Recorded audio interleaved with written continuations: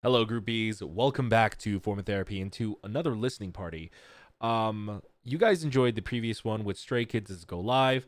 I have been kind of trying to figure out how to make these listening parties more interesting because I didn't want you guys just staring at somebody listening to music for 30 minutes. But, most of you said, that's the point, PD. Just put it out. And so I'm like, oh, okay, fine. Fine. You guys want a listening party? You got a listening party. Now, I wanted to figure out a way to make this more interesting, and I really couldn't.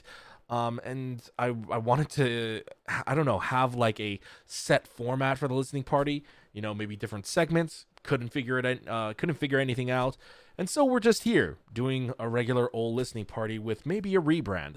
I'm thinking we're not going to include music in here anyways because of purely copyright reasons. First of all, before you complain, I cannot do anything about this.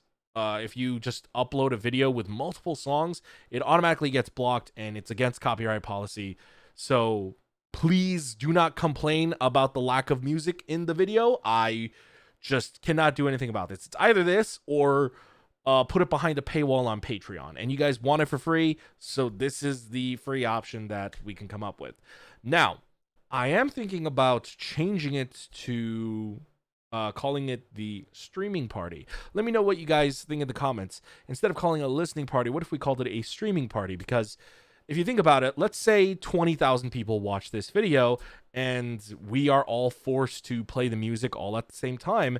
Well, then it would be sort of a streaming party. We could all listen to it together and we would be promoting to streaming the music for the artists. So, yeah, if you guys want to join me, let's do a streaming party. But let me know in the comments which you guys prefer, just calling it a listening party or calling it a streaming party. Let me know. All right, we're gonna be starting off with Eyes One. We have 5 songs today. It is a 6-track EP, but we're excluding Panorama because obviously we've seen it. So we're gonna be starting off with the first one. I'm gonna be honest, I don't know how to pronounce this. It's pronounced Mise-en-Scene, I don't know. It's some kind of French. I don't know. But let's just check it out. Here we go.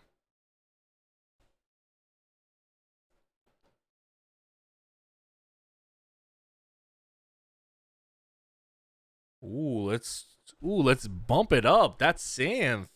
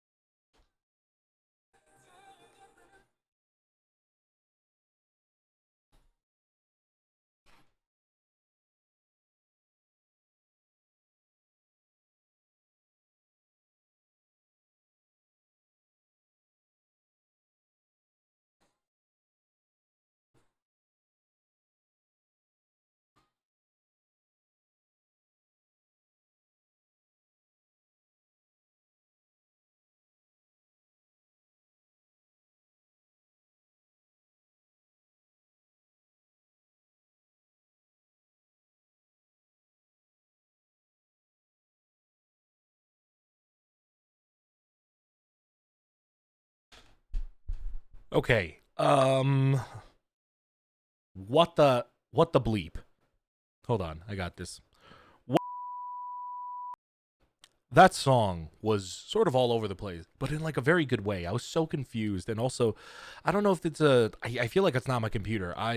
It I'm running into like a weird issue with this song. I would love to know. I don't know. Maybe I got to listen to this on like my phone or different headphones or on speakers. But I felt like when the volume was low, it was too low for me. But when I bump it high, I felt like the bass, the womp womp womp, the bass was like too loud compared to the rest of the song.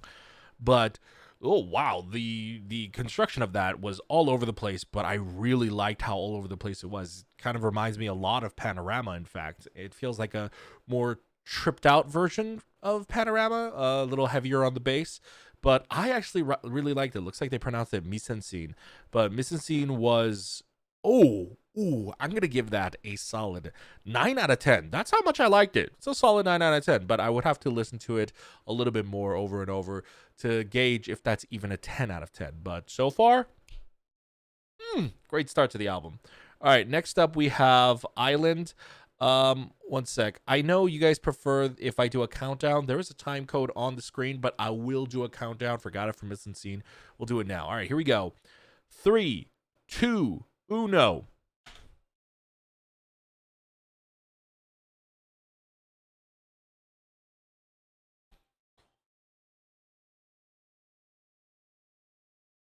Stop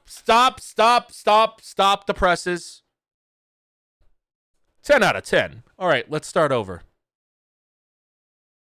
And let's turn down the volume because I've lost 80% of my hearing. 3, 2, 1.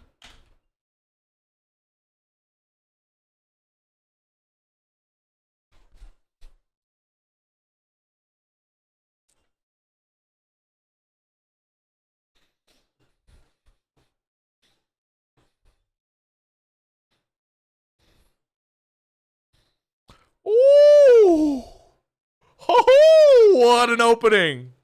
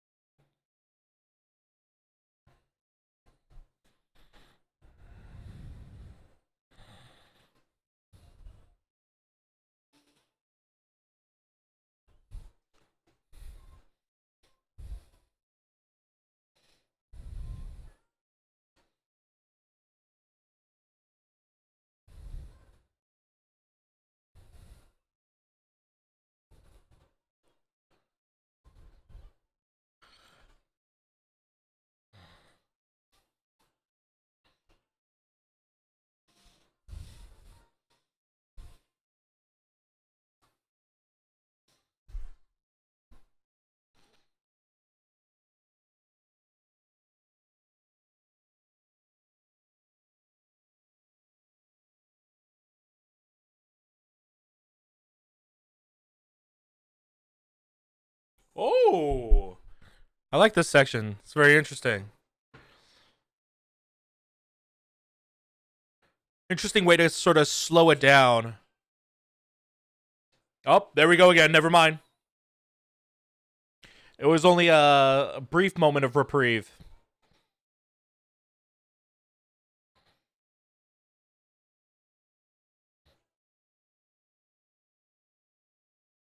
This build-up is amazing. It's fantastic.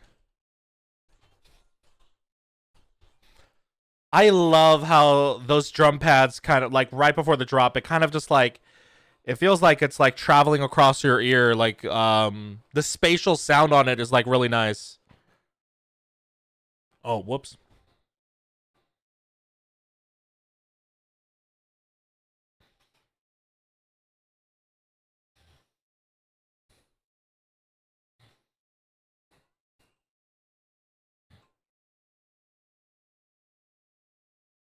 What is this section?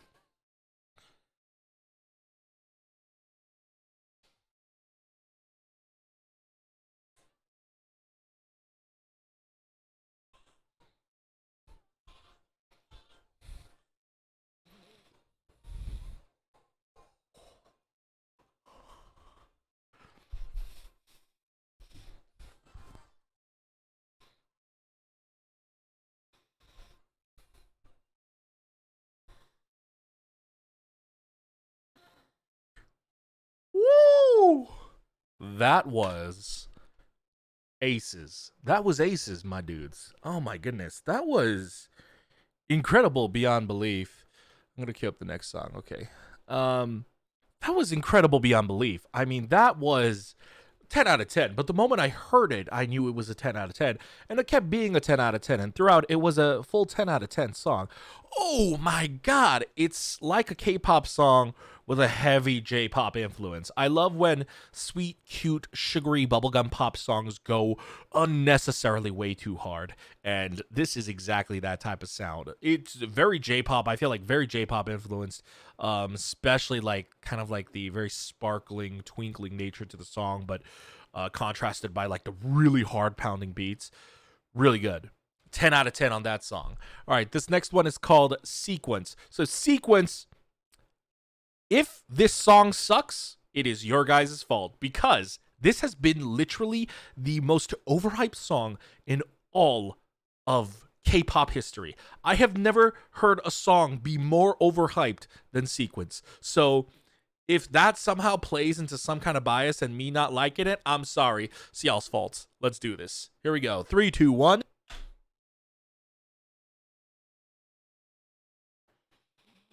Okay, interesting start.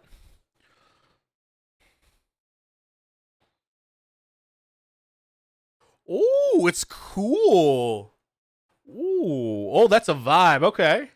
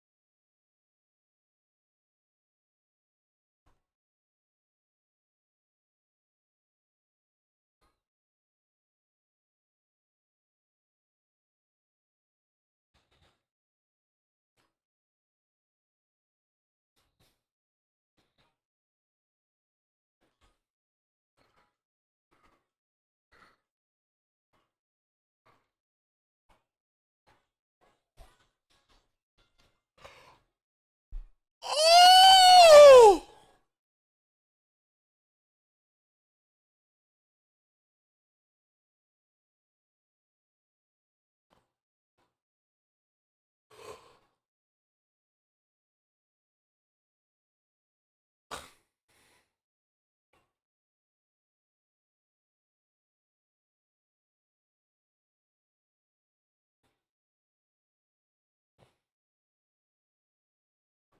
Holy Mother of Mary. That was. That was. How do I describe that? That was. It's one of those things where it needed to be overhyped. It needed to be overhyped. It's like watching It's like watching Avengers Infinity War or Endgame. It's like, it's the greatest movie of all time. It's like, there's no way this is the greatest movie of all time. And then you watch it and you're like, holy moly, this was the greatest movie of all time. It's, you guys know that feeling of like, it's somehow sometimes even more satisfying to have something be so overhyped, but not only does it meet your expectations, but it somehow outperforms your expectations. I think given the kind of like flurry of songs we've heard, Sequence was like the nice change up we needed. We had like a lot of bright, energetic, loud, pumping songs, and this is a definitely loud, pumping song. But I think what sets this apart from the others is just like how controlled and cool and slick and smooth it really is. Um, Seriously, like I need a towel because that bass line is so dirty, and it's so dirty like the dirt has rubbed up onto me. Like that is such a cool song. It's such a charismatic song. And I think the best way to kind of like contextualize it is like it's honestly a boy group song. This is like the type of funk song that like I feel like SF9 would do, or like any number of boy groups, you know?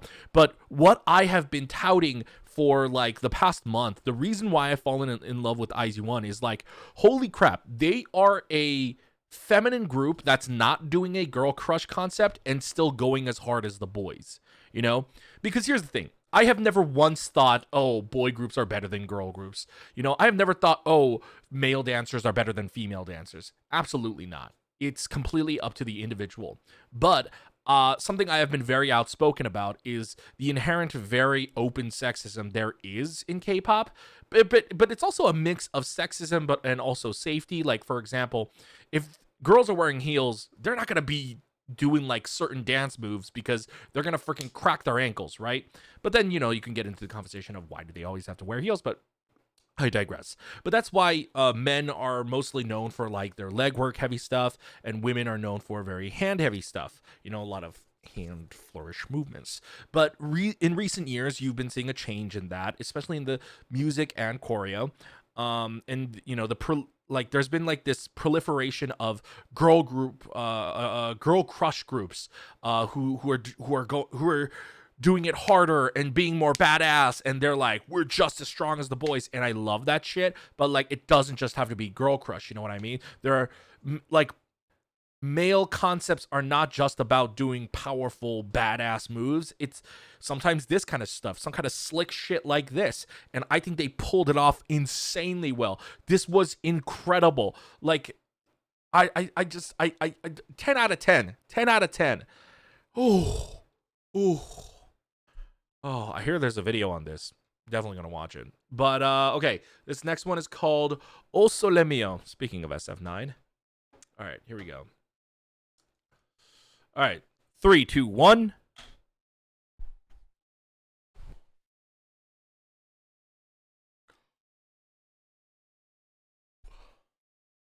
All right, stop the fucking presses, Tommy. Stop printing. Stop printing the presses. 10 out of 10. 3, 2, 1.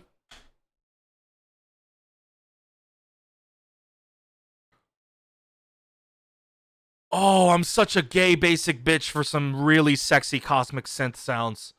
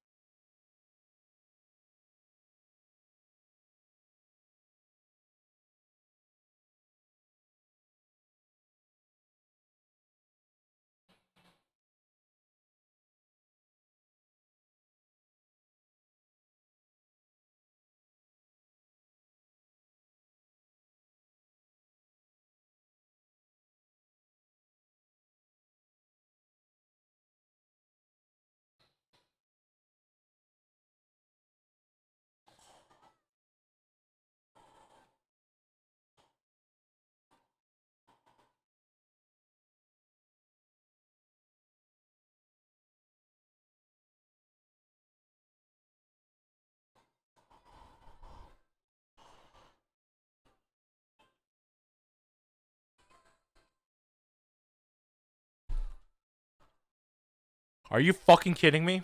Are you fucking kidding me? I swear to God, I'm not even listening to this song anymore. IZ*ONE is literally one of the greatest fucking girl groups of all time. And like in terms of like breaking down boundaries, in terms of like making music that is both feminine and masculine and doing the gender neutral like non-binary boundary, IZ*ONE is that group. Holy fucking shit. The talent, the level of, oh my God.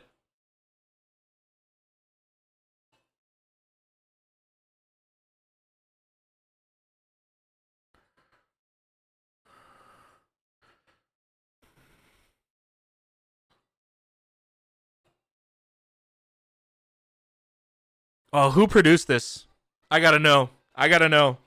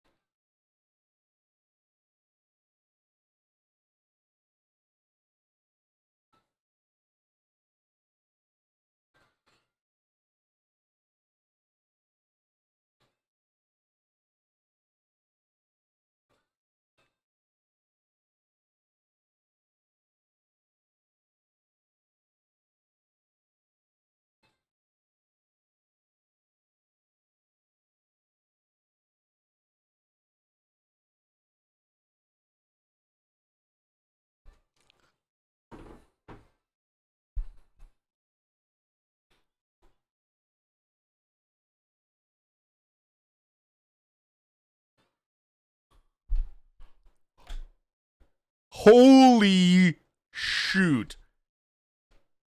I had this like, listen, if you thought Sequence was a boy group song, Sole Mio hits hard. It hits hard. And I was like, there's something about this. There's something about this sounds so familiar. I don't know what it is, but it sounds so familiar. And I had to look up the producer credits. I'm like, I know who I like for me, like for example, like for me, when David Amber produces anything, I know David Amber produced it. Like I know his writing style, right? This one, I was like, this is so familiar. This person has written for another K-pop group before. I know this person. This person is someone who is prolific. Yo, fucking Eden worked on this. This is an 80s song, essentially. It has the same sort of vibes of like that kind of like far journey soundscape, you know? A lot of 80s songs, especially their older stuff, had that kind of like uh, great big grand adventure, like very open songs with a lot of possibilities. And this song, much more synth heavy, but this song is literally that. Literally that. I'm pretty sure they bought it off of them.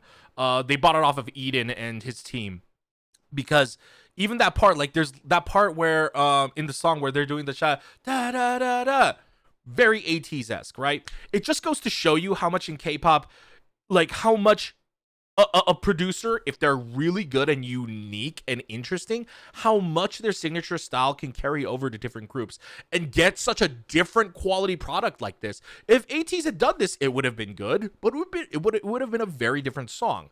And so IZ*ONE doing something like this, it's like, oh, it's good, but it's also a very different song. And I feel like this is a vibe that we would have not gotten any other time. And so, holy moly, also Le Mio is incredible. Okay, next up is Slow Journey. Let's get into it. Oh, this is the last one. Okay. Let me just let that timer run out. All right, here we go. Three, two, one.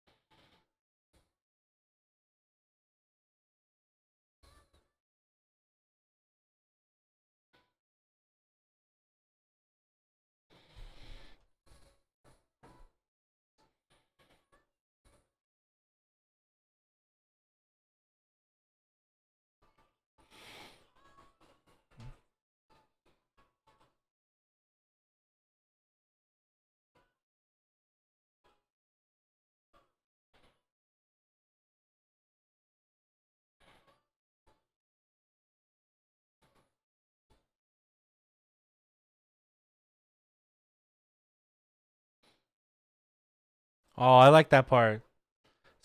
Ooh. You don't hear that mixing and that record scratching a lot. Oh, I like that.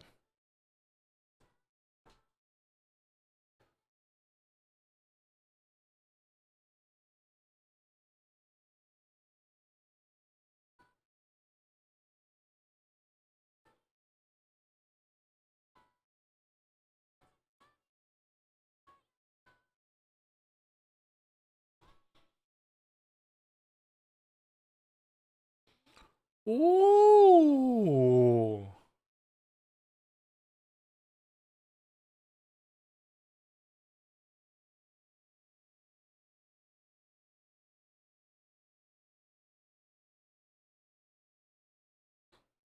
Oh.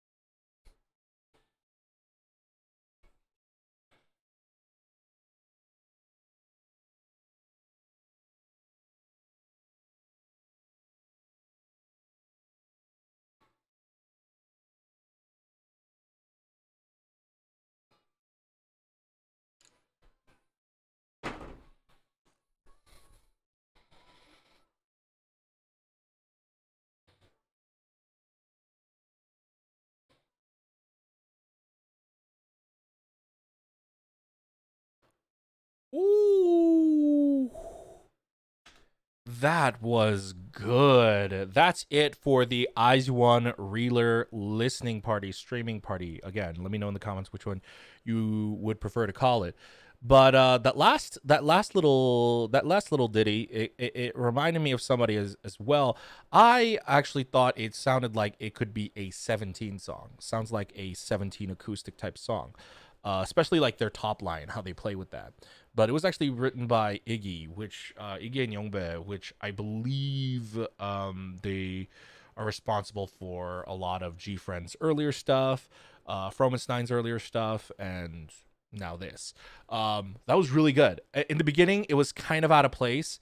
And the adjustment is really hard because if you think about it, literally from Mise-en-Scène all the way to Sole Mio, every single song was a banger. It was a hard hitting, pump your fist in the club like a Guido bro type of banger. But this one was so much calmer. It was much more like, oh, like let's take it back, and you end on a bit of a soft note, but the song's actually really, really good. If you get past the initial entry, I thought it was gonna be just like it's gonna be a slow song, but the top line is really good. It's a very interesting instrumental. Usually, when it's just like an acoustic accompaniment, like I'm not a fan, but it's Iggy and Youngbae. I love their shit. So like literally like a quarter into the song, I was like, oh, this is different. This isn't just like your typical boring guitar song.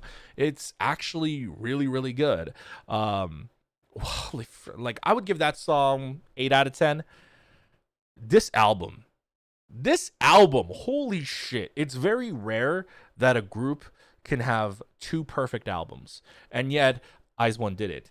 You have Blue My Z, and then you have One Reeler. For me, in fact, I would say this was the perfect time to become a Wiz One. If you don't know, I recently just became a Wiz One at the late end of December because Trey Yena just decided to destroy my life. But Blue My Z is the album that got me into Eyes One. I was like, oh, they're really good actually. Wait, I haven't been paying attention, been listening. So I've been listening. I've been listening for the past few comebacks, and I really became a Wiz One with Panorama. Even though my initial reaction, I was like, yeah, it's all right. Yeah, I kept listening to it, and now Panorama is my favorite title track. It somehow beat Fiesta, and I loved Fiesta. You know what I mean?